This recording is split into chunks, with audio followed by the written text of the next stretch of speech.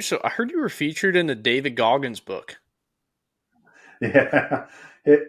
This was, I think, one he's written a bunch of them, but this was he wrote at least now two on fishing, The Optimist and The Believer. And The Optimist was the first one. I hope I got that right, David. It was the first one.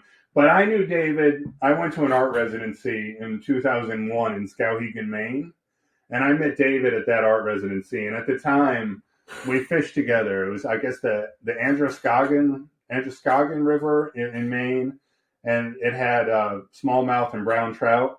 So we did some fishing together then.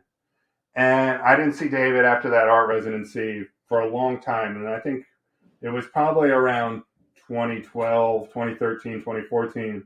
I was walking down the street in New York City on my way to work, and he was standing right outside. It was like the Village Quad Cinema, or one of these little movie theaters in Greenwich Village. And I bumped into him on the street, and we started talking. And I had a small skiff at the time, and I invited him out to Jamaica Bay to go fishing.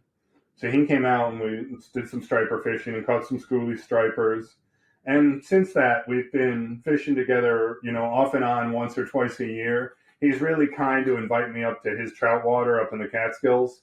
And I go up and do that. And when he's free in the city and wants to get out for the fall striper run, or when the spring stripers, when they start, he reaches out and I take him out that way. So, and he wrote a nice little chapter that kind of bridged Jamaica Bay fishing with some fishing out on the eastern end of Long Island, Montauk, Oh, cool. in that area. So that's my connection to David. But he's a really talented writer, and The Optimist and The Believer were great books just because they're really readable, and whatever sort of stage you're at with your fishing or the type of fishing you do, especially when it's fly fishing, and learning to fly fish later in life is a challenge. Oh yeah. I mean, if you have someone to guide you when you're young, they can always help correct you. But when you're older, picking it up, it can be a little bit.